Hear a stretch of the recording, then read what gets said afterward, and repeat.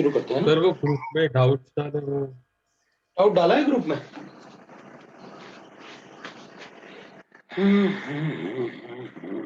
एक मिनट देख लेता हूँ।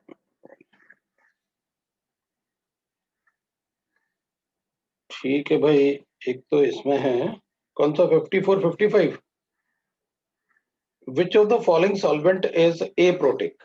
हाँ तो जिसमें मतलब एप्रोटिक सॉल्वेंट तो डीएमएसओ सर ए। 55। अच्छा 55 वाला। In which cases the free radicals can be formed by homolytic fission? पहला वाला फ्री रेडिकल नहीं, उसमें तो नहीं बन पाएगा। पहले वाले में कैसे बॉन्ड ब्रेक होगा? पहले वाले में तो अगर मैं हीट करता हूं तो कीटीन बन जाएगा ऐसे, अगर मैं हीट करूंगा है ना, कीटीन बन जाएगा। दूसरे वाले में रेडिकल बन जाएगा। दूसरा वाला तो नाइट्रोजन नाइट्रोजन बॉन्ड होगा ना, तो ये ऐसे ब्रेक हो जाएगा, N2 लिबरेट हो जाएगा और ये R रेडिकल बन जाएगा। ये तो एजो कंपाउंड के रेडिकल इजीली बन जाते हैं, काफी उसमें यूज भी करते हैं। पर फिर इसमें कहा अपन से कि सी वाला तो हो जाएगा, सी वाले में कोई प्रॉब्लम नहीं क्योंकि कार्बोक्सिलेट रेडिकल है, अनस्टेबल होते हैं, CO2 लिबरेट कर जाएगा, तो ये CO2 लिबरेट करेगा तो बन जाएगा PHCH2, कोई डाउट नहीं। अब लास्ट वाला तो पर रेडिकल तो है ही। अब ए वाले में कीटोन मतलब हीट करेंगे तो वो हो जाएगा, हीट करेंगे तो ए वाले में ये बनेगा, लेकिन उसने लाइट के प्रेजेंस में बोला है ना, हीट करने से कीटिंग बनता है, तो लाइट के प्रेजेंस में कैसे बनाते हैं?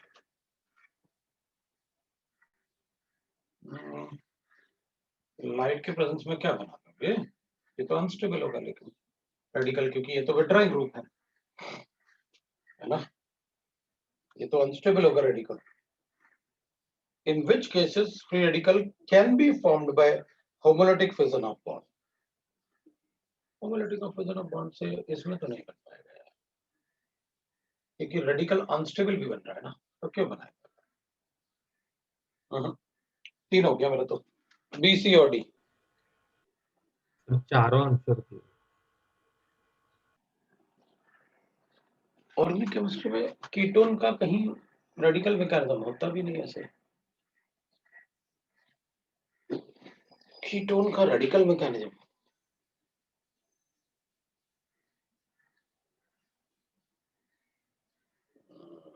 बाकी तीनों तो बनते हैं। अब उसने मतलब ऐसे ना क्वेश्चन पढ़ने का रीजन था can be formed by homolytic, can be formed में तो कुछ भी हो सकता है। रिएक्शन बताओ, रेडिकल बनेगा तो अनस्टेबल होगा यार, इतना हाइपर कॉन्जुगेशन। अच्छा ये रेडिकल कहीं यूज भी नहीं होता, केमिस्ट्री में कहीं बनता भी नहीं है।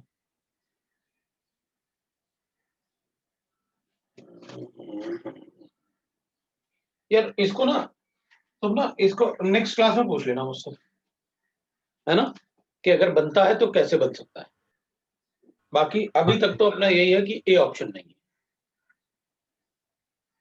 है ना, तो अगर बन सकता है तो अपन चेक करेंगे, क्योंकि जब तक अपन को किसी बुक में नहीं मिलेगा ना लिखा हुआ, अपन ऐसे नहीं मानेंगे कि आपने सोच लिया और हमने मान लिया।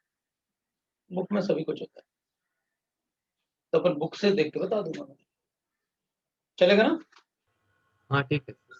तो वो तुम मुझसे पूछ लेना कि सर वो वाला क्वेश्चन बता दो आप, क्योंकि जब तक मैं ये नहीं कहूंगा ना कि हाँ यार ये तो मतलब अपन ने पढ़ा है और बुक में लिखा होता है, तो बाकी तो लिखे होते हैं बुक में, ये तो अपन पॉलीमर में यूज करते हैं, कीटीन के बगैर अपन तो कार्बोक्सिलिक एसिड डेरिवेटिव पढ़ ही नहीं पाते हैं, ये पॉलीमर में यूज होता है, और ये तो कोलब्रुक रिएक्शन में भी होता है, बनता है। तो जो अपन सिलेबस में थे अपन ने पढ़े, अब एल्डिहाइड कीटोन में कभी ये वाला ऐसे रेडिकल बना के एल्डिहाइड कीटोन का आज तक कोई क्वेश्चन नहीं अपन को आया।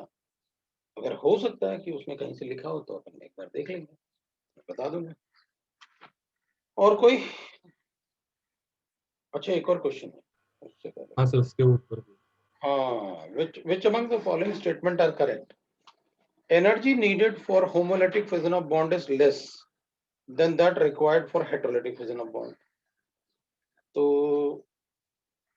अब इसने कोई सॉल्वेंट तो मेंशन नहीं किया अपन को, अरे ठीक है ना। अब सॉल्वेंट मेंशन नहीं करेगा तो फिर स्टेटमेंट सही भी हो जाएगा, मतलब सही है फिर तो स्टेटमेंट। अगर सॉल्वेंट होता तो अपन कहते हैं कि भाई नॉन पोलर सॉल्वेंट में होमोलिटिक फिजन इजी होता है और पोलर सॉल्वेंट में हेटेरोलिटिक फिजन इजी होता है। लेकिन अगर सॉल्वेंट मेंशन नहीं है तो क्या करें फिर तो अपन सोचेंगे भाई देखो मुझे अगर ये बॉन्ड ब्रेक करना है तो ऐसे ब्रेक करना आसान होगा या ऐसे ब्रेक करना आसान होगा। तो अपन कहेंगे भाई इसको ही ब्रेक करना थोड़ा मुश्किल होगा, क्योंकि इधर अपन ब्रेक करेंगे तो ये भी रेडिकल बनेगा, ये भी रेडिकल बनेगा। इसमें इसमें तो ये पॉजिटिव बन जाएगा और ये नेगेटिव बन जाएगा। तो इनको दूर ले जाना आसान होगा, लेकिन इनको दूर ले जाना आसान नहीं होगा। कैटायन और आयन इनको दूर ले जाना आसान नहीं होगा, मतलब ये वापस जुड़ जाएंगे, उनको दूर ले जाना आसान होगा।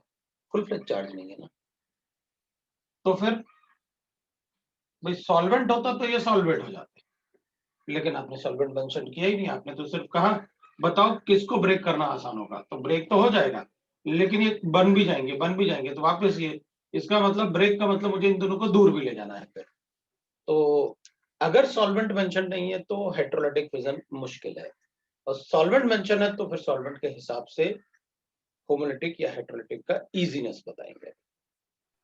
सॉल्वेंट मेंशन नहीं है तभी भी हम लोग हेटेरोलाइटिक फिशन, मतलब हम लोग मानते हैं ना कि मतलब हेटेरोलाइटिक फिशन में पोलर सॉल्वेंट होता है और नहीं होमोलाइटिक में नहीं, नॉन अपन पोलर अपन होता है। मानते हैं कि होता है, लेकिन उसने ना ऐसा कुछ कहा नहीं। उसने कहा कि बस ट्रू बताओ आप तो कि भाई किसको ब्रेक करना आसान होगा। तो हेटेरोलिटिक फिजन में क्या हो रहा है कि ब्रेक करना तो ठीक है, आप ब्रेक कर लोगे क्योंकि इलेक्ट्रोनेगेटिव एटम की तरफ चला जाएगा ये। लेकिन वो कह रहा है कि energy needed for homolytic bond fission is less than the required for this.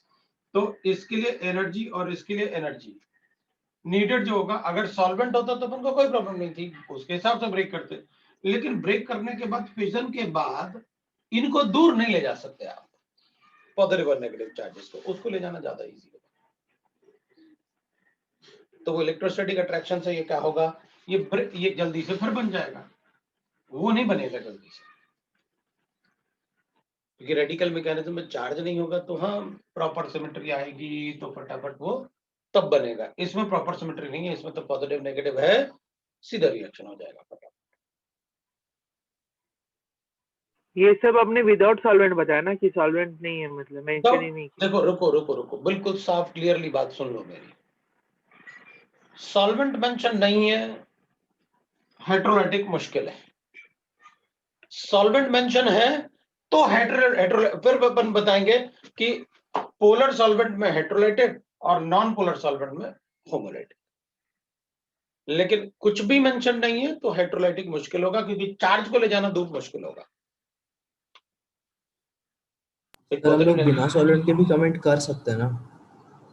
हाँ वही तो कर रहे हैं बगैर सॉल्वेंट के। नहीं मतलब होमोलिटिक होता है तो मतलब अगर होमोलिटिक फिजन हो रहा है तो वो आसानी से तभी पॉसिबल है जब दोनों एटम सेम होंगे, जैसे कार्बन कार्बन अटैच्ड हो, नाइट्रोजन नाइट्रोजन अटैच्ड हो, नाइट्रोजन नाइट्रोजन सिंगल बॉन्ड का बात कर रहे हैं वैसे। अगर अपन बात करें कि भाई हम तो इसकी बात कर रहे हैं सर, अब बताओ कि इसको ब्रेक करना आसान है, तो मैं कहूंगा इसको अगर होमोलिटिकली ब्रेक करना है और इसको इधर लेके जाना है तो हेटेरोलाइटिक तो हमेशा ही मुश्किल होगा, चाहे सेम टाइप का एटम हो चाहे डिफरेंट टाइप का एटम हो, अगर सॉल्वेंट मेंशन नहीं है तो। फिर बने चार्ज बनेंगे ना, आप इनको मत देखो, आप इसको देखो ना, पॉजिटिव और नेगेटिव चार्ज को। अब इनको दूर कैसे ले जाओगे, वो तो वापस जुड़ जाएगा, मतलब ऐसे ही रहना पसंद करेगा। तो ज्यादा एनर्जी देनी पड़ेगी ना इनको दूर ले जाने के लिए। हाँ समझ गया सर। सॉल्वेंट होता तो अपन कहते हैं अच्छा इलेक्ट्रोनेगेटिविटी का डिफरेंस नहीं है, होमोलिटिक होना चाहिए। तभी तो मैंने इसके लिए रोका अभी तुमको कि वेट करो बेटा, अपन को कहीं मिलना चाहिए कि भैया क्या होना चाहिए। अब वो किसको ब्रेक करने की बात कर रहा है, इसको या इसको? क्योंकि इसको ब्रेक करोगे तो रेजोनेंस स्टेबलाइज जैसे लिख रहा है भाई, ये ऑर्बिटल लोन पेयर है, इसके पास ऑड इलेक्ट्रॉन है, तो भी थोड़ा मिक्सिंग तो होगा, वो बेंड होके उसकी इलेक्ट्रॉन डेफिशिएंसी कम कर सकते हैं। तो नहीं हो सकता वो, मैं मना नहीं किया मैंने कि, लेकिन अगर अपन को मिलेगा कि भाई मिल जाएगा, और वो पेरिसाइक्लिक रिएक्शंस में मिल जाता है ये, अगर होगा तो मैं उसको देख लूंगा। तो इसमें हेट्रोलाइटिक अगर सॉल्वेंट मेंशन है तो अपन सॉल्वेंट के हिसाब से बताएंगे, नहीं मेंशन है तो हेट्रोलाइटिक को ही मुश्किल होना चाहिए।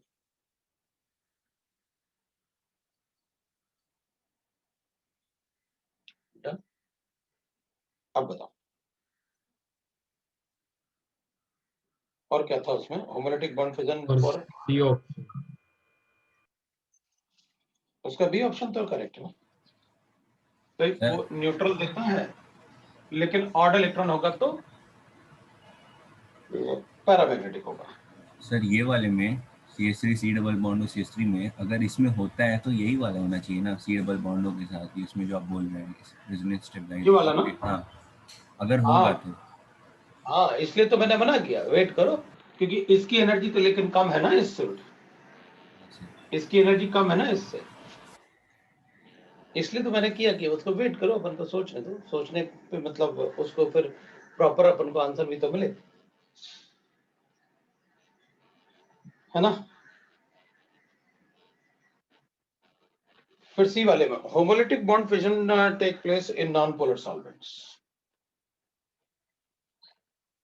Homolytic fission take place in non polar solvents, सही है, लेकिन गैसियस स्टेट में भी होता है homolytic fission take place in non polar solvents. Sir only थोड़ी बोला ऑप्शन में। ओनली नहीं बोला है तो सर होगा ना, हम लोग मानेंगे इसे। इसलिए तो मैं सोच रहा हूँ कि भाई होमोलिटिक फिजन, आपने तो करेक्ट पूछा था तो हमें करेक्ट बताना है, हम करेक्ट बता देंगे। तो homolytic fission take place in non polar solvents,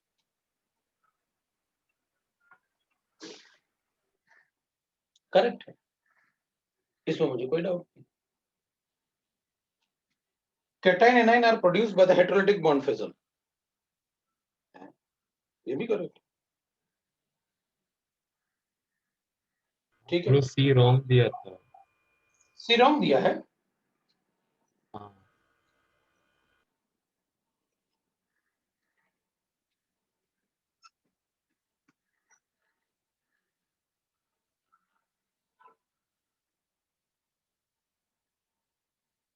C wrong क्यों कर दिया भैया, सी तो करेक्ट है, सी तो करेक्ट है, चलो जाने देते हैं, लेकिन मतलब वो सी वाला करेक्ट है, उसको टिक कर लो, कोई प्रॉब्लम नहीं है उसमें। हाँ ठीक है सर। हाँ, उसमें पर कोई सर problem होमोलैटिक फिजन कभी भी नॉन पोलर मतलब पोलर सॉल्वेंट में नहीं होता है ना सर? नहीं, पोलर सॉल्वेंट में कैसे हो जाएगा, पोलर सॉल्वेंट में तो क्या? पोलर सॉल्वेंट में ऑलरेडी बॉन्ड शिफ्टेड होगा ना इलेक्ट्रोनेगेटिव एटम की तरफ, हाँ तो सही आना चाहिए ना वही। वो सही आना चाहिए। तो ए वाले में हम लोग को सॉल्वेंट मेंशन नहीं किया था, तो हम लोग किस चीज में कंपेयर कर रहे थे? बॉन्ड एनर्जी, मतलब पोलर और पोलैरिटी, मतलब पोलैरिटी, पॉजिटिव नेगेटिव को सर दूर ले। हाँ बोलो। हमने अभी तक मतलब जो भी होमोलिटिक फिजन पढ़ा है उसमें इधर वो सनलाइट के प्रेजेंस में होता है या नहीं तो फिर वो ईथर यूज करते हैं ना हम लोग उसमें।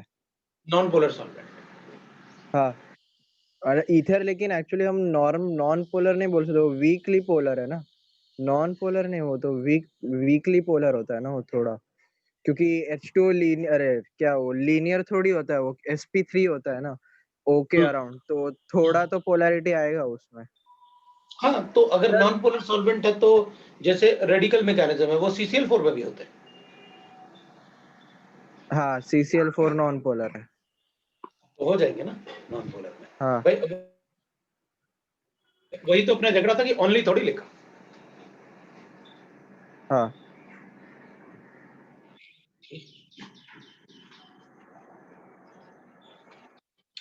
तो लास्ट टाइम अपन डिस्कस कर रहे थे, लास्ट टाइम क्या डिस्कस कर रहे थे यार? ES इन अदर कंपाउंड्स, फिर एंथ्रेसीन तक हो गया था। चलो उसके आगे डिस्कस करते हैं।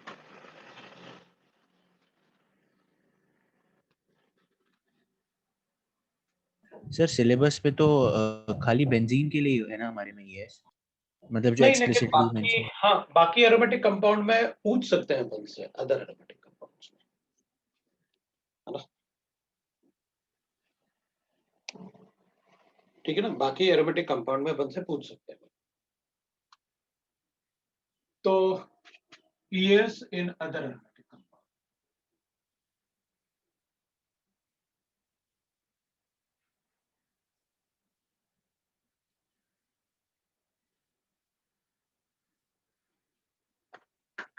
सर पायरिडीन और फ्यूरन वगैरह हमारे सिलेबस में नहीं है ना, मतलब एरोमेटिक कंपाउंड। नहीं, लेकिन वो इलेक्ट्रोफिलिक एरोमेटिक के लिए नहीं होंगे, लेकिन ये नहीं बोल सकते कि पूछ नहीं सकते भाई। कंपाउंड नॉन एरोमेटिक मतलब नॉन बेंजोनाइड है ना अपने सिलेबस में, हाँ, तो उनके लिए तो पूछ ही सकते हैं ना, रेजोनेंस एनर्जी वगैरह पूछ सकते हैं, एरोमेटिसिटी में तो पूछ सकते हैं ना कि कहाँ रिएक्टिविटी ज्यादा है ना। ये तुम लोग 1 मिनट रुकोगे, मुझे एक छोटा सा काम याद आया, मैं 1 मिनट में आया, है ना, 1 मिनट रुकना।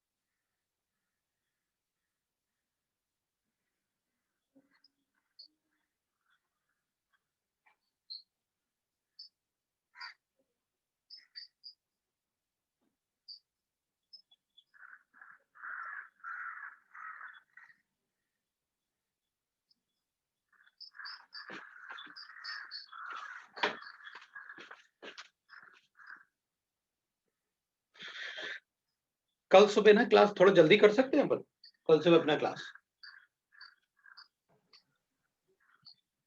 पहला हाँ स्लॉट सर है सर चलेगा। आपका?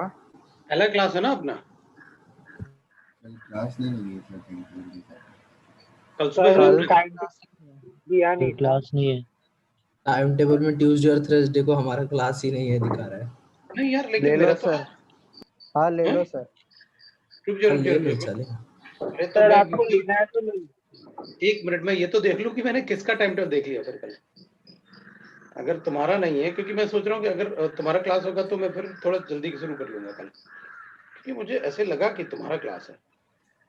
ओके ओके ओके, कल क्लास नहीं है तुम्हारा। ओके ओके, AC2 है। हमारा सैटरडे को है नेक्स्ट। तो सैटरडे को फिर मैं बड़ा क्लास ले लूंगा सुबह, है ना? चलेगा सैटरडे सर। को 7 o'clock के आसपास शुरू कर लेंगे, है ना? हाँ चलेगा। फिर कंफर्म कर लेंगे एक बार, अभी शुरू कर लेते हैं अपन, हैं? अच्छा थोड़ा जल्दी से कर लेते हैं क्योंकि ये एरोमेटिक कंपाउंड, इनको ज्यादा अपन को टाइम नहीं देना चाहिए। देख एक बात है, जैसे मान लो हमारे पास फ्यूरन है, तो अगर फ्यूरन होगा ना तो इलेक्ट्रोफाइल को अटैक अगर अपन यहाँ पर करेंगे तो मेरे पास ऐसे एरेनियमाइन बनेगा, है ना? इलेक्ट्रोफाइल यहाँ अटैक करेंगे तो पॉजिटिव चार्ज यहाँ आएगा, ये एरेनियमाइन बनेगा। जबकि अगर अपन इलेक्ट्रोफाइल को ये 1 पे अटैक किया तो ये आया अपने पास, और अगर 2 पे अटैक किया तो ये आया अपने पास। 2 अपन इधर 1 कर लेते हैं, ये 2 कर लेते हैं, इस पे अटैक किया 2 पे तो अपने पास ये बनेगा। तो अपन कहेंगे कि भाई ज्यादा फेवरेबल अटैक कहाँ होगा, तो अपन कहेंगे भाई 2 पे ज्यादा फेवरेबल होगा, मोर फेवर्ड ना। वो क्यों? क्योंकि इधर ऑक्टेट कंप्लीशन है, तो अपन कहेंगे भैया यहाँ तो डीलोकलाइज होने के बाद ऑक्टेट कंप्लीशन है, इसका मतलब यहाँ पॉजिटिव चार्ज का स्ट्रेंथ ज्यादा कम होगा इसके कंपैरिजन में, क्योंकि यहाँ तो सिर्फ ऑक्टेट कंप्लीशन हो जाएगा, लेकिन यहाँ पर डीलोकलाइज भी होगा और ऑक्टेट भी कंप्लीट होगा। तो फिर ये वाला अब अगर, हाँ अब अपन मतलब ज्यादा वो नहीं करेंगे, मतलब ज्यादा अपन फटाफट देख ले रहे हैं कि भाई हमें करना क्या है, ये देख लिया अपन ने। अब अगर मान लो अपन कहें ऐसी बात करें, अब फ्यूरन होता तो ये है, अगर मेरे पास ऐसे होता पायरोल होता तो अपन कहते भाई इसमें भी तो ऑक्टेट कंप्लीट होगा, तो सेम कंसेप्ट 1 और 2 है, 2 ही तो पोजीशन है, तो दोनों में से 2 विल बी फेवर्ड है, ये वाला अपन 1 विल बी फेवर्ड है, ये फेवर्ड होगा सेम रीजन के लिए। तो अपन कहेंगे अच्छा ठीक है, फिर इसमें क्या करें, तो अपन कहेंगे देखो पेरिडीन है, लेकिन पेरिडीन में अपन कहेंगे कि अटैक वहां होना चाहिए सो दैट कि नाइट्रोजन पे पॉजिटिव चार्ज ना आए, क्योंकि उसका लोन पेयर अपन कभी ऑक्टेट कंप्लीशन में तो यूज कर नहीं सकते, क्योंकि उसका तो प्लेन ही डिफरेंट है बाकी पाई बॉन्ड से। तो अपन कहेंगे भाई जो मर्जी करो आप, यहाँ पर 1 1 2 2 और ये 3, तो 1 पे अटैक करें या 2 पे अटैक करें या 3 पे अटैक करें, आप जो मर्जी करो, लेकिन नाइट्रोजन पे पॉजिटिव चार्ज नहीं आना चाहिए, खत्म बात। इस पे अटैक करेंगे तो इधर इधर इधर, मतलब 2 इज मोर फेवर। ये ले प्रोफाइल सर आप एक बार फ्यूरान का फिर से जल्दी मतलब शॉर्ट में बता सकते हैं क्या? 1 और 2 देखना, अगर यहाँ अटैक करेगा ना 1 पे तो अपन को ये पॉजिटिव चार्ज मिलेगा, ठीक है, और अगर 2 पे अटैक करेंगे तो ये वाला पॉजिटिव चार्ज मिलेगा। अब दोनों में से ज्यादा स्टेबल कौन, तो अपन कहेंगे इसमें ऑक्टेट कंप्लीशन, तो अपन कहेंगे वो तो इसमें भी होगा, बनाऊंगा ना रेजोनेटिंग स्ट्रक्चर, इसमें तो एक बनने के बाद ही ऑक्टेट कंप्लीशन, इसमें तो एक बनने के बाद ही ऑक्टेट कंप्लीशन हो गया, उसमें ऐसा नहीं होगा, उसमें डीलोकलाइजेशन भी होगा और फिर ऑक्टेट कंप्लीशन होगा। और अगर डीलोकलाइजेशन के बाद ऑक्टेट कंप्लीट होगा, इसका मतलब है कि इसमें पॉजिटिव चार्ज ज्यादा न्यूट्रलाइज हो रहा है, तो ज्यादा उसके लिए ठीक है सर, समझ गया। ठीक है, तो अपन कहेंगे ठीक है भाई, हमें पता चल गया इनमें क्या रिएक्टिविटी लिखना है मुझे। अब मुझसे पूछा गया decreasing order of rate of electrophilic aromatic substitution in, मेरे पास ऐसे दिया गया, एक तो बेंजीन दिया मुझे, दूसरा मुझे फ्यूरेन दे दिया, फिर अपन को सी मिल गया ऐसे नाइट्रोजन जैसे दे दिया अपन को, और फिर अपन को डी दे दिया इसमें ऐसे, ये दे दिया। तो decreasing order of rate of electrophilic aromatic बताना है तो क्या करेंगे, क्या ऑर्डर बता दूं?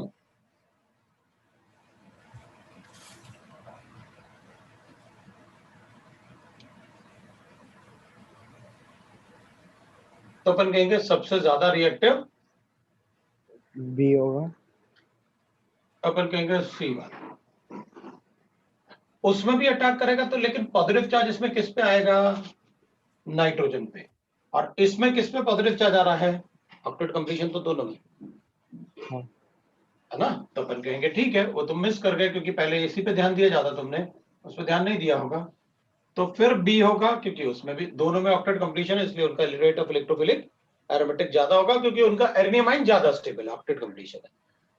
ए और डी में किसका रिएक्टिविटी ज्यादा होगा,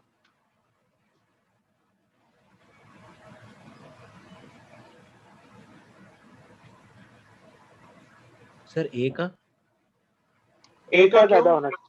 बिल्कुल, क्योंकि इसमें तो तुम पॉजिटिव चार्ज कहीं भी बनाओगे, इसका माइनस इफेक्ट तो ऑपरेट करेगा। हाँ ज्यादा इलेक्ट्रोनेगेटिव है।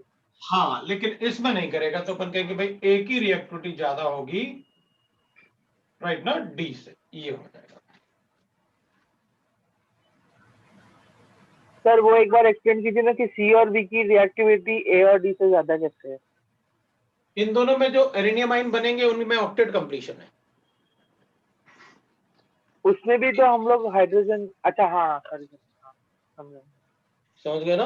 हाँ, तो ठीक है, फिर इन दोनों में ऑक्टेट कंप्लीशन है, इन दोनों में ऑक्टेट कंप्लीशन नहीं था, लेकिन इसमें माइनस इफेक्ट था, इसमें माइनस इफेक्ट नहीं था। ये हो गया भाई अपना। तो ये हो गया। अब तुम मुझे ये तो रेट ऑफ इलेक्ट्रोफिलिक एरोमेटिक था। यस। अब ना अपन से ऐसे भी पूछ सकते हैं, ये कंपाउंड है और अपन से कहेंगे बताओ भाई resonance energy in decreasing order, इनकी रेजोनेंस एनर्जी बताओ।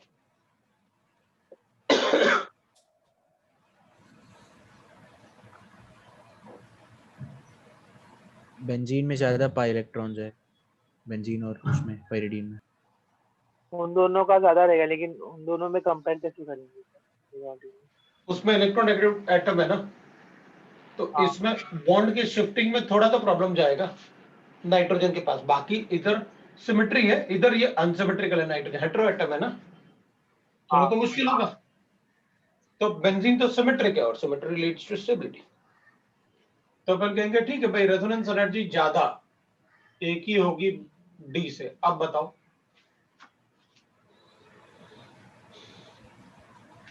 इसमें भी वैसे ही फिर ओ ज्यादा इलेक्ट्रोनेगेटिव है तो थोड़ा मुश्किल। फिर डी रहेगा। ठीक है भाई, मतलब तुम लोगों ने वही कंसेप्ट पकड़ लिया कि भाई आपने ना कहा कि ये ज्यादा इलेक्ट्रोनेगेटिव है, ये मतलब ये मुश्किल से इलेक्ट्रॉन देगा, तो कॉन्जुगेशन थोड़ा स्लो हो जाएगा, तो इसलिए सी की ज्यादा होगी बी से। बिल्कुल सही।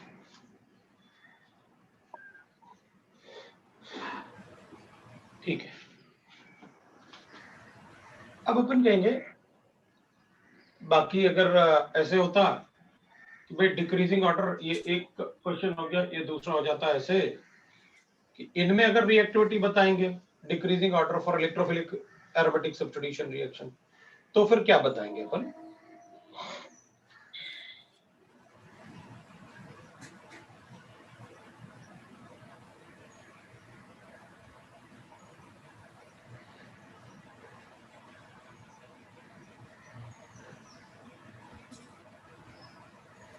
Yes, rate of decreasing order of rate of electrophilic. सबसे ज्यादा डी होगा। सबसे ज्यादा बी होगा। इसकी रेजोनेंस एनर्जी होती है 36, इसकी DCB रेजोनेंस है। एनर्जी मैंने शायद पहले आपको बताया 60, इसकी रेजोनेंस एनर्जी होती है 84 और इसकी रेजोनेंस एनर्जी होती है 91। DCB है सर। तो इसमें जब इलेक्ट्रोफाइल अटैक करेगा तो एरेनियम आयन में दो एरोमेटिक रिंग स्टेबल होंगे। एरेनियम आयन में इसमें एक ही रिंग एरोमेटिक स्टेबलाइज होगा, इसमें भी एक ही होगा, लेकिन इसमें डीलोकलाइजेशन ज्यादा होता है, मतलब ज्यादा नंबर ऑफ एरेनियम आयन बनेंगे जिनमें एरोमेटिक रिंग होगी। तो अपन कहेंगे इसकी रिएक्टिविटी ज्यादा, फिर इसकी और सबसे कम रिएक्टिविटी इसकी। तो डीसीबी बिल्कुल करेक्ट है अपने। ये लगाइए, हो गया। वो स्टेबिलिटी ऑफ एरेनियम आयन से बताया था। ठीक है सर एक सेकंड ये अभी था इरेज मत कीजिए। हम्म एक सेकंड इरेज मत कीजिए।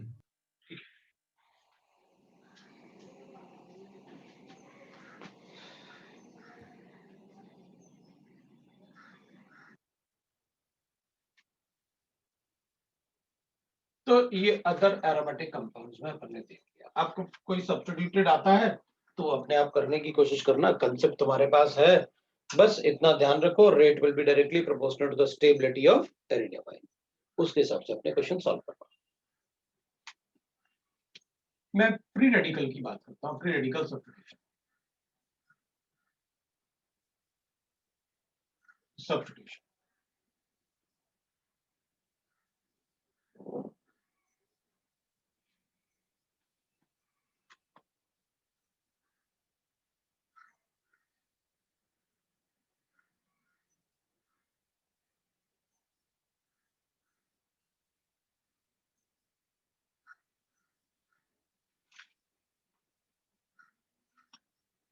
Free radical substitution.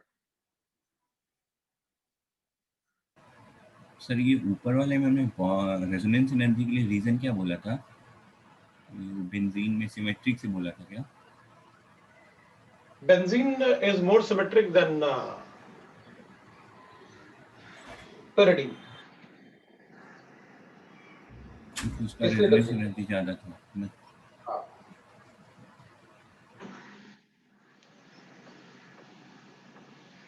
तो अपन रेडिकल सब्स्टिट्यूशन तो जो क्लोरिनेशन ब्रोमिनेशन होते हैं ना वो देखते हैं अपन, है? अब देखो मुझे ये सब बताने की जरूरत नहीं है आपको कि भाई जैसे अपन free radical halogenation of alkanes की बात करते हैं, हैलोजनेशन ऑफ एल्केन्स, ठीक है। हैलोजनेशन ऑफ एल्केन्स में अपन बोलते हैं कि भाई ठीक है, अपने पास CH4 गिवन होता है, अगर इसको Cl2 से रिएक्ट किया जाए तो CH3Cl बनाएगा। ये प्रोडक्ट भी बन सकता है और ये प्रोडक्ट भी बन सकता है। CH4 को अगर अपन Cl2 से रिएक्ट करें तो CCl4 भी बना सकता है। इन दोनों में से अपन कोई एक प्रोडक्ट बना के दिखा सकते हैं। अब अपन क्या कहेंगे, भाई ठीक है ये प्रोडक्ट तो बना के दिखा सकते हैं, लेकिन ये प्रोडक्ट तब बनेगा जब अपन लिखेंगे कि ये एक्सिस में है, और ये प्रोडक्ट तब बताऊंगा जब आप लिखोगे ये एक्सिस में। दोनों ही रेडिकल मैकेनिज्म है, रेडिकल मैकेनिज्म। अब रेडिकल मैकेनिज्म में अपन सबको पता है एक चेन इनिशिएशन स्टेप होता है जिसमें रेडिकल बनता है, इनिशिएशन स्टेप, और उसके बाद अपन प्रोपगेशन स्टेप की बात करते हैं। प्रोपगेशन स्टेप वो होता है जिसमें किसी ऑर्गेनिक कंपाउंड का रेडिकल बनेगा। कोई भी ऑर्गेनिक कंपाउंड ले लेंगे अपन, वो उसका रेडिकल बनाएंगे। तो ऑर्गेनिक कंपाउंड का रेडिकल बनाएंगे तो ऐसे बनेगा अपने पास ये, और फिर ये जो अपन ऐसे बनाएंगे इसको HCl बनाएंगे। ये अपन रेडिकल बनाना था अपन को, अपन ने बना ही दिया, पूरा ही बना दिया कंपाउंड, तो ऐसा रेडिकल बनेगा। और फिर अपन कहेंगे भाई देखो ये रेडिकल बनेगा तो CH3 रेडिकल जो है वो Cl2 से रिएक्ट करके CH3Cl बनाएगा, प्लस Cl रेडिकल बनेगा, तो वो चेन रिएक्शन। तो अपन कहते हैं फिर इसका रेडिकल बना देंगे अपन इन दोनों को रिएक्ट करवा के, तो CH3Cl ये दोनों रिएक्ट करके क्या बना देंगे अपन को, फिर CH2Cl रेडिकल बना देंगे और HCl बना देंगे। तो अपन कहेंगे ये CH2 रेडिकल जो है ये मतलब Cl रेडिकल, ये फिर Cl2 से रिएक्ट करके CH2Cl2 बनाएगा, और फिर Cl रेडिकल, फिर इससे अपन CH2Cl ऐसे ना रेडिकल बना देंगे और HCl बनाएंगे, तो अपन इससे बना देंगे दैट इज CH, फिर इसको Cl2 से रिएक्ट करेंगे तो अपन को CHCl3 मिलेगा प्लस HCl, फिर इसको Cl रेडिकल, ये Cl2 से रिएक्ट करवाए तो रेडिकल मिला, फिर ये रेडिकल रिएक्ट करेगा, ये इससे रिएक्ट करेगा तो अपन को मिलेगा CCl3 रेडिकल, और CCl3 रेडिकल को अपन फिर Cl2 से रिएक्ट करेंगे तो CCl4 प्लस Cl रेडिकल। इसके बाद अपन कहते हैं टर्मिनेशन। तो एक तो ये बनाया अपन ने, एक ये बनाया अपन ने, एक ये बनाया अपन ने, और एक ये बनाया अपन ने। टर्मिनेशन में अपन कहेंगे जो Cl रेडिकल है वो Cl रेडिकल से रिएक्ट करके बना देंगे अपन Cl2। अब एक बात देखो, किसी भी रेडिकल मैकेनिज्म में जिस स्टेप में ऑर्गेनिक कंपाउंड का रेडिकल बनेगा, सबस्ट्रेट का रेडिकल बनेगा, वो हमेशा रेट डिटरमिनिंग स्टेप होता है, हमेशा। अब यहां पर कभी भी कोई भी, पहले तो ऑर्गेनिक कंपाउंड का रेडिकल बनेगा, और कभी भी दो रेडिकल आपस में रिएक्ट करके, चेन टर्मिनेशन स्टेप ही होता है, प्रोपगेशन स्टेप में कभी दो रेडिकल आपस में रिएक्ट नहीं करेंगे अगर चेन रिएक्शन है। मैंने कभी भी दो आपस में रेडिकल रिएक्ट नहीं करवाया।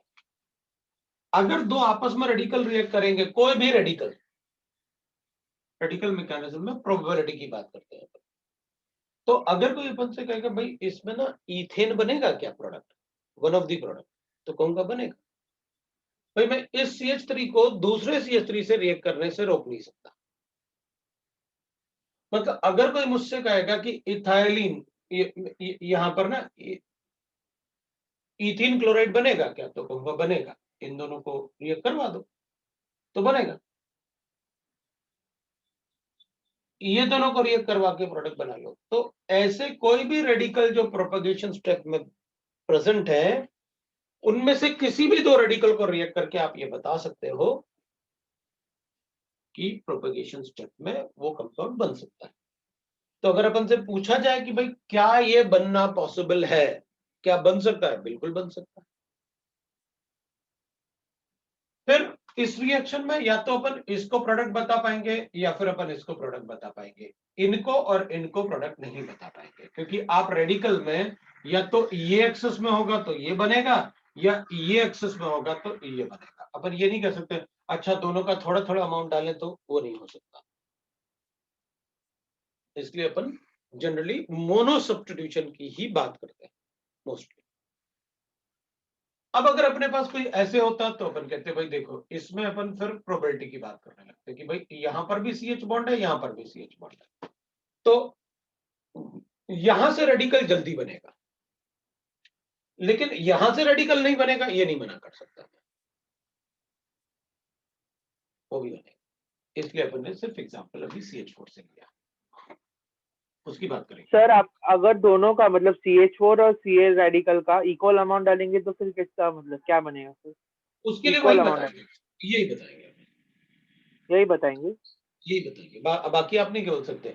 हाँ, अगर अपन से कहे क्या ये भी बन सकते हैं, हाँ बिल्कुल बन सकते हैं, लेकिन ये प्रोडक्ट आप तभी बताओगे जब एक्सेस में हेलोजन लिखा हो। और जो रेडिकल है वो भी मतलब कार्बोकैटायन की तरह ही स्टेबिलिटी फॉलो करते हैं ना, 1 डिग्री 2 डिग्री और 3 डिग्री हाइपर। बिल्कुल उसकी तरह करता है, लेकिन बस उनमें रीअरेंजमेंट नहीं होते, रीअरेंजमेंट नहीं होता है ना, नहीं होता। इसका रीजन है सर कोई? क्योंकि उसमें इतना स्ट्रेंथ नहीं होता ना। पॉजिटिव चार्ज ऑब्वियसली बात है ज्यादा स्ट्रेंथ होगा, ज्यादा अनस्टेबल होगा रेडिकल के कंपैरिजन में। रेडिकल में एक ही इलेक्ट्रॉन से डेफिशिएंट है ना, हाँ चार्ज नहीं है ना। और रीअरेंजमेंट के लिए भी एनर्जी रिक्वायर्ड होता है, energy of activation for rearrangements, वो भी रिक्वायर्ड होता है। अब अपन कहेंगे कि भाई इसमें ना, जैसे अपन लिखेंगे कि ये अपन इसको करेंगे तो इन एब्सेंस ऑफ O2, मतलब ऑक्सीजन नहीं होना चाहिए। अगर ऑक्सीजन होगा तो oxygen is a free radical absorber. Oxygen जो होता है वो फ्री रेडिकल एब्सॉर्बर होता है, तो अगर फ्री रेडिकल एब्सॉर्ब करेगा तो ऑब्वियस सी बात है रिएक्शन जो है वो स्लो हो जाएगा।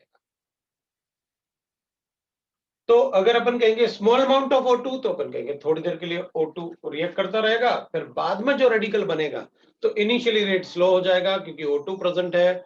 बाद में जब O2 खत्म हो जाएगा तो फिर उसके बाद रेट बढ़ जाएगा। लेकिन आप कहोगे कि मतलब मैं ऑक्सीजन के प्रेजेंस में ही करूंगा, लिटिल अमाउंट नहीं लिखा हुआ है, तो मना कर देंगे भाई रिएक्शन नहीं होगा, क्योंकि सारा का सारा रेडिकल तो O2 ले जाएगा। फिर अपन नहीं लिखेंगे कि वो रेडिकल मैकेनिज्म, मतलब free radical mechanism free radical absorbent में नहीं होगा। जैसे O2 हो गया, फिनॉल हो गया, ये जो है फ्री रेडिकल एब्सॉर्बेंट है, तो इनके प्रेजेंस में नहीं होगा, तो वो नहीं होना चाहिए। रेडिकल मैकेनिज्म अपन जनरली सनलाइट या ऐसे रेडिएशंस बताते हैं कि भाई इनमें होना चाहिए, या तो सनलाइट होगा या फिर टेम्परेचर हाई होना चाहिए, तो रेडिकल मैकेनिज्म कर लेते हैं। It can be carried out in dark, जब भी डार्क लिखते हैं या 0 डिग्री लिखते हैं एक ही बात है, मतलब cold condition. So it can be carried out in cold conditions, in cold conditions with free radical initiator। Free radical initiator, ऐसा कोई फ्री रेडिकल इनिशिएटर होना चाहिए जो कि डार्क में भी रेडिकल बना दे। तो अपन कहेंगे ऐसा कौन है भाई, तो टेट्रा इथाइल लेड, जो पेट्रोल में डालते हैं ना कोल्ड कंट्रीज में, अपने यहाँ भी ठंड में ऐड किया जाता है ये, क्योंकि ये माइनस टेम्परेचर में भी रेडिकल जनरेट कर लेता है। टेट्रा इथाइल लेड, ये अपन ने काफी पढ़ा हुआ है छोटे क्लासेस में। तो ये टेट्राइथाइल लेड जो होगा ये रेडिकल जनरेट कर लेगा C2H5 का। अगर रेडिकल जनरेट कर लेगा तो that radical will initiate this reaction, so they are free radical initiate. Polymerisation में फ्री रेडिकल रिएक्शंस होते हैं और उसमें भी अपन इनिशिएटर यूज करते हैं। सर ये जो प्रोपोगेशन स्टेप है रेडिकल मैकेनिज्म का, तो इसमें कोई भी दो रेडिकल मतलब अलग अलग स्टेप के रिएक्ट करके टर्मिनेट नहीं कर सकते चेन को, कि एक साथ ऐसा कंटिन्यूएशन में होता है? नहीं नहीं, अपन ऐसे नहीं कर सकते कि हम टर्मिनेट अपने, भाई प्रोबेबिलिटी को आप कैसे रोक सकते हो? मान लो आपसे कहा जाए कि आपने हेड एंड टेल वाला पढ़ते ना मैथ्स में, हाँ। आप कैसे रोक सकते हो कि हेड ना आए टेल ही आए? नहीं रोक सकते ना, तो प्रोबेबिलिटी होगी आपके पास। हाँ, तो ये प्रोबेबिलिटी लिखी हुई है। ये पूरा प्रोबेबिलिटी वाला पार्ट है। तो ठीक है, और we ये got जो it. रिएक्शन है ये एक ही मतलब साइमल्टेनियस हो रहा है एक ही कंटेनर में ना? बिल्कुल बिल्कुल बिल्कुल। ये आप, ये जो मैंने कहा ना कि वो मतलब ये पूरा रिएक्शन जैसे पेट्रोल का बर्निंग होता है, वो फ्री रेडिकल मैकेनिज्म होता है गाड़ी के कार्बोरेटर के अंदर, और वो इंजन हाँ। सील्ड पैक्ड होता ही इसलिए कि उसमें ऑक्सीजन ना जाए, हाँ। है ना। अब तो इलेक्ट्रॉनिक कार में भी या गाड़ियों में भी ऐसा हो गया ना कि वो पेट्रोल अगर एक बार उसका एयर गया पेट्रोल टैंक से भी अगर गया तो भी फिर मुश्किल हो जाता है उसको स्टार्ट करना, ठीक है ना। तो ये रेडिकल मैकेनिज्म। अब अपन कहेंगे अच्छा ठीक है, मेरे पास ऐसे कंपाउंड है, तो अपन कहेंगे भाई इसमें दो मोनोक्लोरिनेटेड प्रोडक्ट बताऊंगा मैं, ये भी बन सकता है और ये भी बन सकता है, क्योंकि ये तो प्रोबेबिलिटी की बात कर रहे हो आप। तो अपन आ जाते हैं, how many monochlorinated products are possible for any molecule. तो अपन वही पार्ट लिख लेते हैं भाई, number of monochlorinated products, monochlorinated products.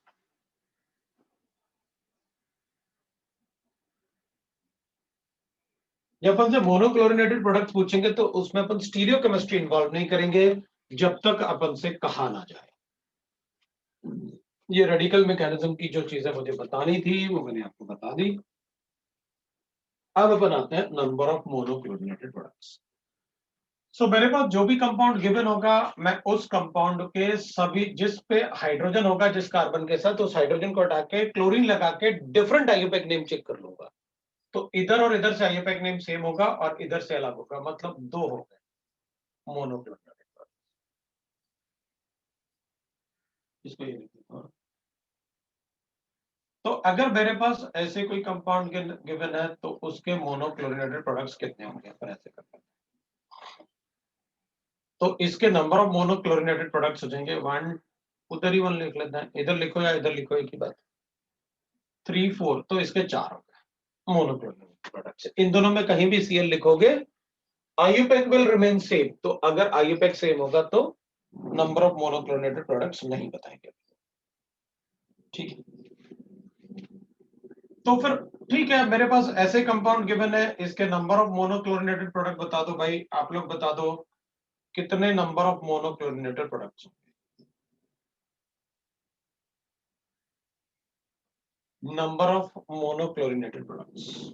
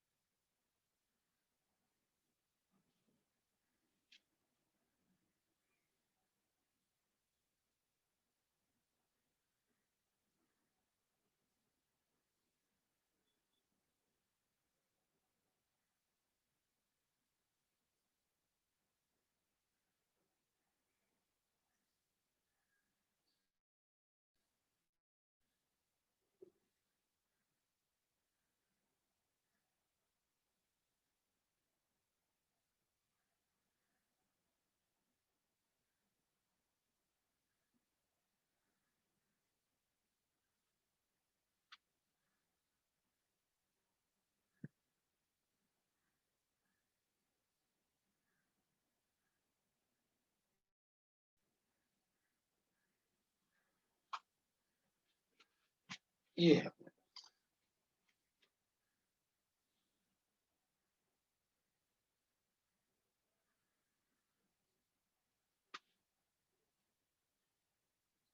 Sir वो नियोहेप्टाइल क्या है? नियोहेप्टाइल ना, क्या मतलब नियोहेप्टेन कर रेडिकल? देता हूं, और नियोहेप्टाइल क्लोराइड बनता, नियोहेप्टेन कर देता हूं, तो नियोहेप्टेन।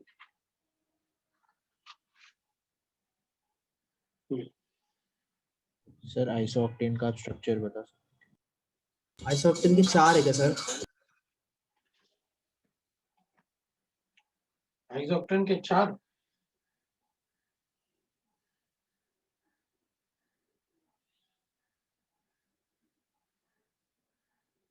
ये आइसोप्टेन।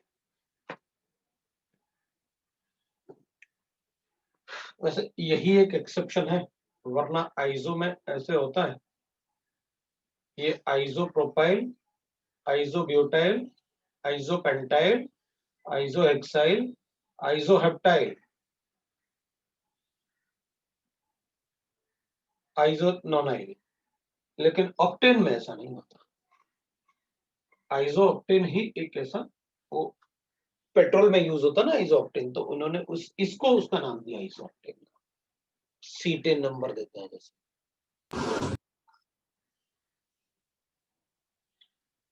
हाँ जी भाई, तो मेरे ख्याल से अब मैं चेक कर लेता हूँ, वो 4 बता रहा था, इधर लिखो इधर लिखो इधर लिखो, एक ही बात है, इसके पास तो हाइड्रोजन ही नहीं है, इधर लिखो इधर लिखो इधर लिखो इधर लिखो, एक ही बात है, 4 बनेंगे, बिल्कुल सही। सी के भी 4 होंगे। सी का 1 2 3 4 5 हो रहा है 5 सॉरी 5। है ना? तो इधर लिखो या इधर लिखो एक ही बात है, इधर लिखो या इधर लिखो एक ही बात है। अगर किसी को डाउट होगा ना ये इधर लिखो एक ही बात ये है क्या, तो पूछ लेना भाई। इसके लिए 7 7 है भी। 1 2 3 4 5 6 7, बिल्कुल सही है ना? ठीक है। और नियोहेप्टेन के लिए पहले तो नियो 4 ग्रुप होंगे। बना, ये नियो है, पेंटाइल, और ये हो गया नियोहेक्साइल, और ये हो गया नियो हेप्टेन, 1 4 और 3 7 हो गया, ठीक है। तो 1 2 3 और 4 बन गए भाई, ये तो एक ही रहेगा, इधर तो बनेगा भी नहीं क्योंकि हाइड्रोजन ही नहीं है।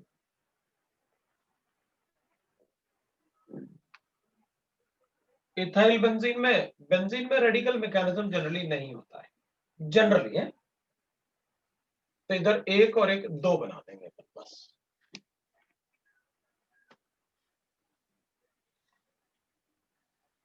इसमें रेडिकल मैकेनिज्म इजीली नहीं होता है, और वो अपने सिलेबस में भी नहीं। सर वही रीजन रहेगा कि aromatic नहीं, आवाज नहीं आई, फिर से बोलो। अब नहीं होता है क्योंकि एरोमेटिसिटी ब्रेक हो रहा है ना रेसिन का, ना, तो वो रेडिकल में। रेडिकल बनाऊंगा तो ऐसे बनाऊंगा ना, अच्छा हाँ हाँ, तो रेडिकल अनस्टेबल होगा, वो भी इलेक्ट्रोनेगेटिव एटम पे ना, इसलिए उसे अपन नहीं बताते भाई। कार्बन पे उतना नहीं होगा, सैचुरेटेड कार्बन पे। इधर लेकिन सर हम लोग ने एरोमेटिक कंपाउंड में एक रिएक्शन पढ़ा था ना जिसमें रेडिकल मैकेनिज्म होता है, फेनॉल बनाते हैं हम लोग, प्रिपरेशन ऑफ फेनॉल। नहीं, तो वो रिंग पे नहीं होता है ना, रिंग के बाहर होता है वो। हाँ हाँ हाँ ठीक है, हाँ समझे। इधर 3 सही है भाई, 3 बन गए, इसके 3 बने,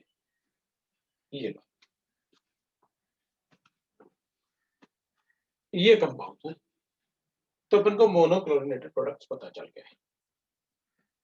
अब हेलोजनेशन ऑफ एल्केन्स में वी कैन राइट दैट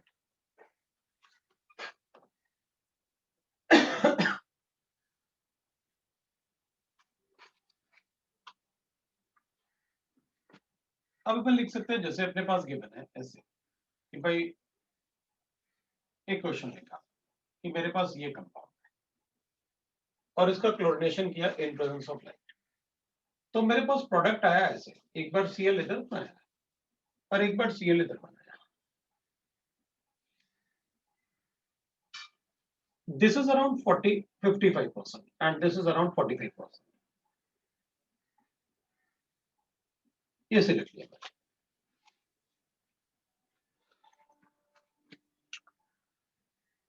लेकिन इसकी जगह मैं ऐसे लिखता अगर CH3 CH2 CH3 plus Cl की जगह अपन Br लिखते हैं लाइट के प्रेजेंस में, फिर मैं इसका ब्रोमिनेशन करता, इसको Br लिखता है, इसको प्लस लिखता है, इसको ऐसे लिखता, CH2 इसके भी दो मोनोक्लोरिनेटेड प्रोडक्ट्स, मोनोब्रोमिनेटेड प्रोडक्ट्स होते हैं, लेकिन ये 99% होता और ये 1%। तो अपन कहेंगे भैया ये लिख कैसे रहे हो आप? तो for alkene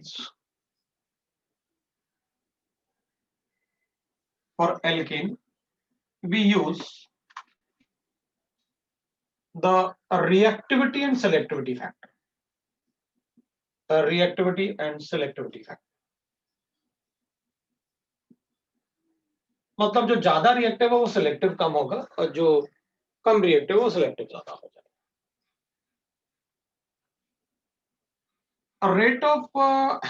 rate of reaction for halogens ना, ये अपन उसे रिएक्टिविटी ऑफ हैलोजेंस भी लिख सकते हैं। और रिएक्टिविटी ऑफ हैलोजेंस की बात करेंगे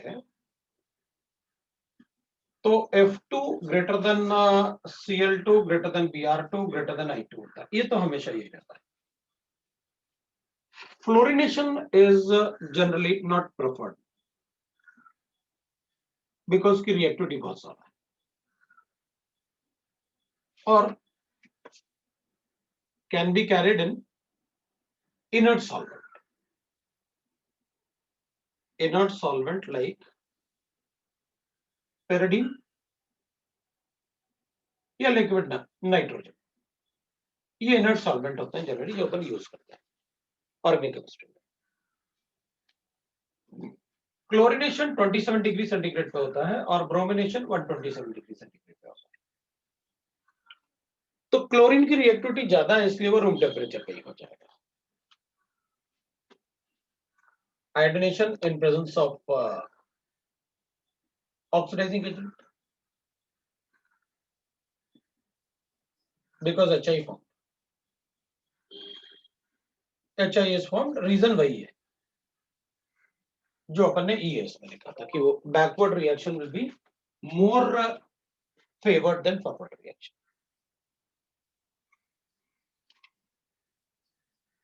reactivity of CH bond for substitution,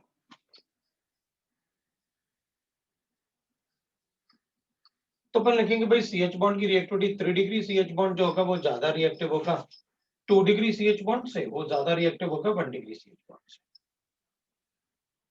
ये reactivity.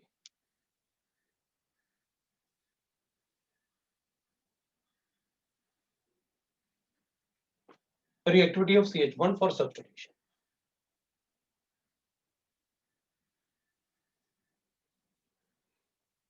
Reactivity of chlorine for right na Cl2 with CH bonds, 3 degree CH bond का रिएक्टिविटी 5 टाइम्स ज्यादा होता है 1 डिग्री से और 2 डिग्री का रिएक्टिविटी 3.8 टाइम्स ज्यादा होता है 1 डिग्री से। This is the reactivity ratio for chlorine. अगर 3 डिग्री CH बॉन्ड को ब्रेक करना है तो CH बॉन्ड 5 टाइम्स ज्यादा इजीली ब्रेक हो जाएगा 1 डिग्री से, या 2 डिग्री 3.8 टाइम्स ज्यादा इजीली हो जाएगा 1 डिग्री से। That is the ratio. फिर इन दोनों का याद रखने का जरूरत नहीं है ना? हाँ, इसको याद रखने का जरूरत नहीं है ना एग्जैक्टली ये 3 मतलब रेशियो? बिल्कुल बिल्कुल याद है, बिल्कुल याद रखने की जरूरत है। और reactivity of bromine with CH bond, bromine का रिएक्टिविटी, क्योंकि ब्रोमीन तो कम रिएक्टिव होता है, ज्यादा 100 डिग्री ज्यादा टेम्परेचर चाहिए, तो जो ज्यादा रिएक्टिव होता है वो सिलेक्टिव कम होता है, कहीं भी रिएक्ट कर सकता है, लेकिन जो रिएक्टिव कम होता है वो सिलेक्टिव बहुत ज्यादा होता है। तो ब्रोमीन तो बेचारा इतना ज्यादा सेलेक्टिव होगा कि ढूंढ ढूंढ के जो भी ज्यादा स्टेबल रेडिकल बनेगा उसी से ही रिएक्शन करेगा। मतलब 1 डिग्री से तो रिएक्ट करना भूल ही जाओगे। सो 3 डिग्री का रिएक्टिविटी 1 डिग्री के कंपैरिजन में 1600 टाइम्स है और 2 डिग्री का रिएक्टिविटी ब्रोमीन के लिए इसके कंपैरिजन में 82 टाइम्स है। तो अपन कहेंगे ठीक है। और जो रिएक्टिविटी अपन को लिखना होता है, जो रिएक्टिविटी अपन को लिखना होता है, तो अपन कहते हैं भाई अमाउंट, इनमें जो रिएक्ट करेंगे उससे अमाउंट भी बता सकते हैं। अब मुझे अगर ये जो परसेंटेज आप लिख देते हो, तो अमाउंट ऑफ प्रोडक्ट कैसे कैलकुलेट करते हैं वो देख लेते हैं अपन। तो भाई रिएक्टिविटी रेशियो लिखो ऐसे, the type of CH bond. CH bond किस टाइप का CH बॉन्ड है, 1 डिग्री है, 2 डिग्री है, 3 डिग्री है, किस टाइप का, तो वो type of CH bond. So number of type of CH bond है, number of type of CH bonds 1 degree या 2 डिग्री या 3 डिग्री की बात कर रहे हैं आप, इस टाइप से बता रहे हैं मुझे number of type of CH bonds multiply by it's reactivity ratio.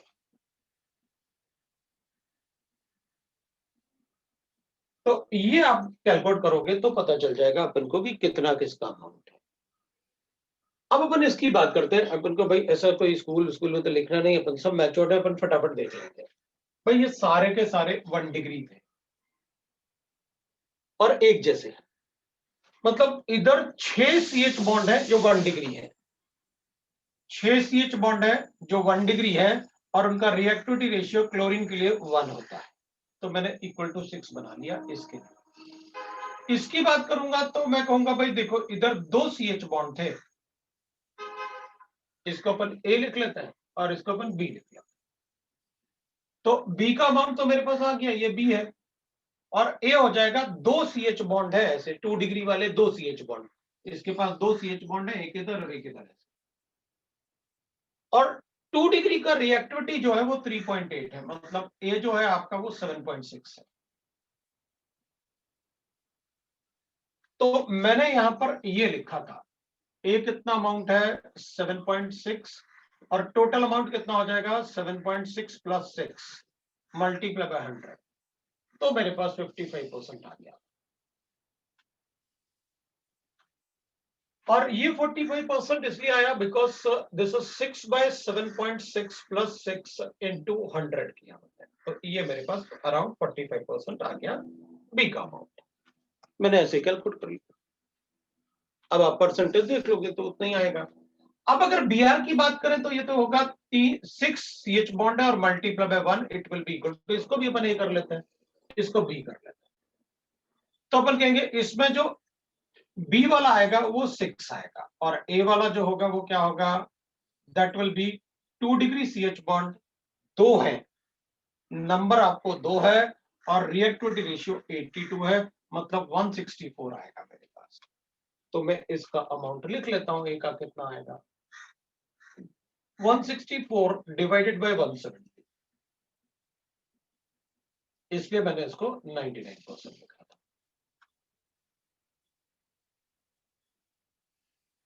और वो 6 डिवाइडेड बाय 170 मल्टीप्लाई बाय 100,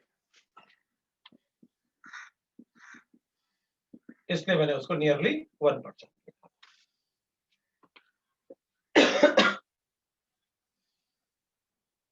तो अपन को ये पता चल गया कि भाई कैसे अपन को अमाउंट्स बताने होते हैं, कैसे अपन को अमाउंट्स बताने होते हैं। सर हाँ बोलो।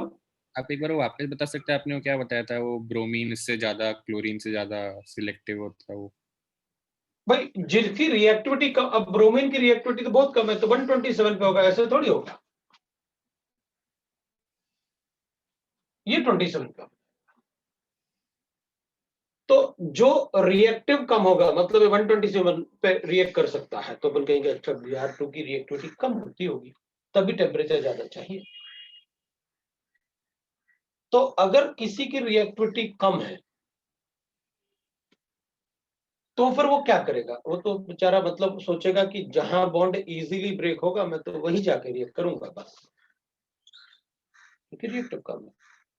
तो सिलेक्टिव बन गया कि कौन सा बॉन्ड इजीली ब्रेक हो सकता है, चलो उसी को ब्रेक करेंगे, बाकी जगह पर रिएक्ट नहीं करना।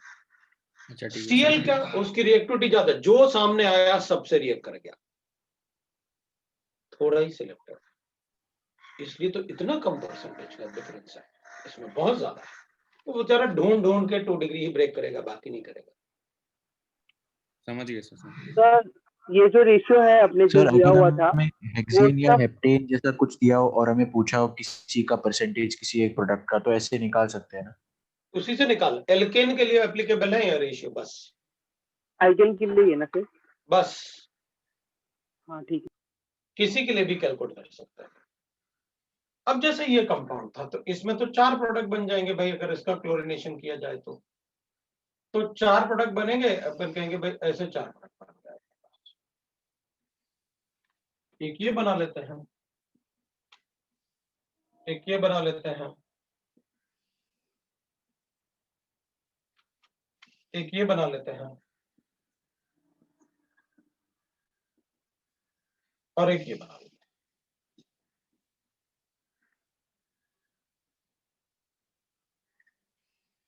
ये ए हो गया, ये बी हो गया, ये सी हो गया, और ये डी हो गया, 4 बन गए। कोई सीएल को यहां लिखो या यहां लिखो, आई इफेक्ट रिमेन सेम, ठीक है। तो अपन कहेंगे ठीक है भाई, इसमें अपन क्या करेंगे, अब 4 प्रोडक्ट बनेंगे, इसका मतलब है कि 4 कैसे बन रहे भाई, एक यहां से, एक यहां से, एक यहां से, एक यहां से, एक यहां से, मतलब ये दोनों 1 डिग्री इस 1 डिग्री से डिफरेंट है, क्योंकि आई इफेक्ट नेम डिफरेंट है, इधर से बनाने में और इधर से बनाने में सेम है। इसका मतलब ये दोनों 1 डिग्री सेम है, लेकिन ये वाला 1 डिग्री डिफरेंट है, सारे 1 डिग्री एक जैसे नहीं है। तो फिर हमें दोनों का परसेंटेज अलग अलग कैलकुलेट करना पड़ेगा। इसका 3 into 1, इसका 2 into 3.8, इसका 5 into 1, एक ही CH बॉन्ड है ना, और 5 होता है 3 डिग्री के लिए, इसके लिए ये दोनों सेम थे तो 6 into 1।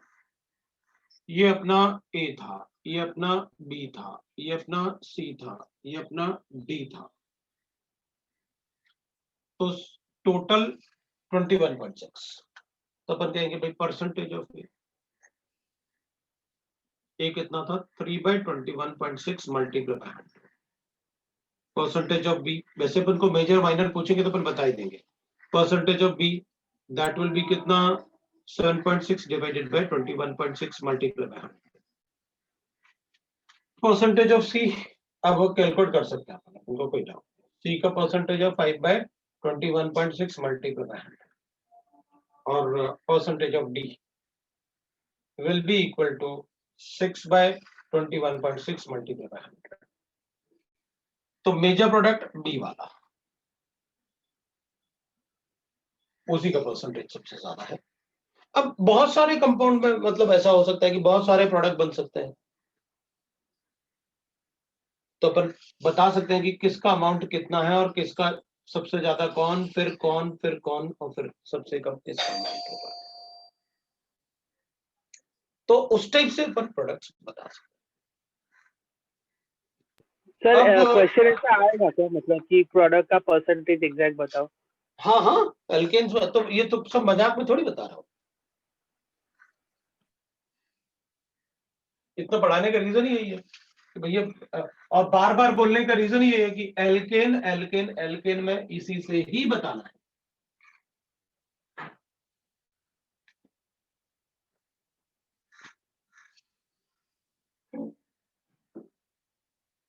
So major product of the following reactions, following reactions,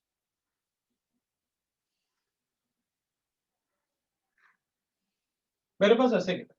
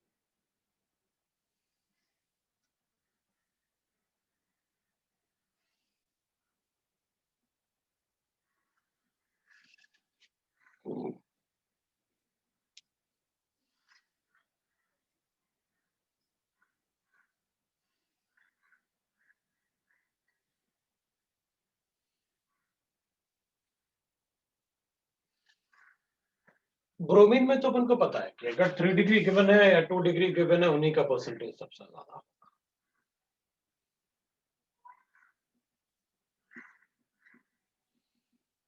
दूसरा वाला तो ट्रेसेस में होता है।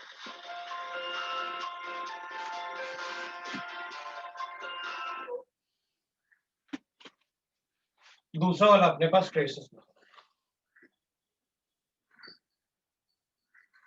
है। इसके लिए अपन को कैलकुलेट करना पड़ेगा। This is major and this will be the minor product. ये माइनर प्रोडक्ट बिकॉज क्लोरीन के लिए ये 1:9 होता और ये 1:5 होता फॉर क्लोरीन।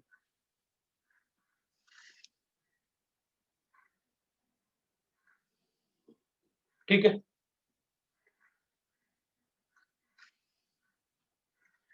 तो ये हो जाता।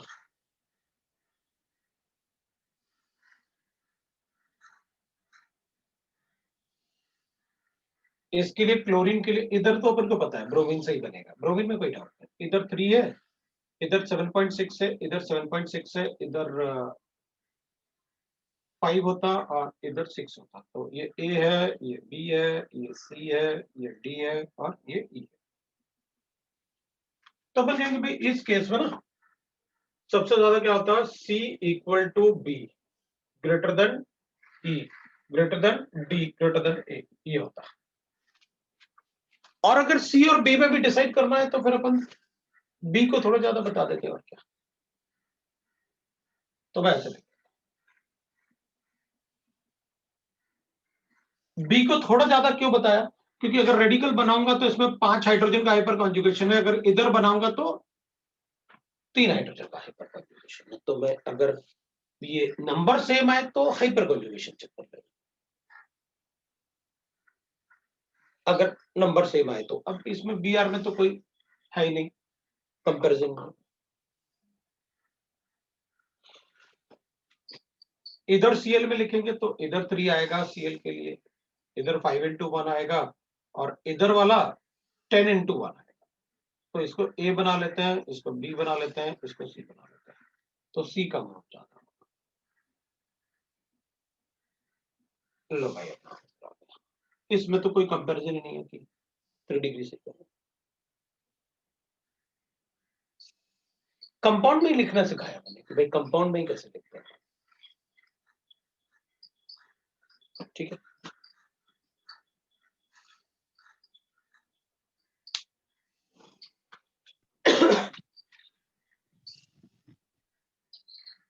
अब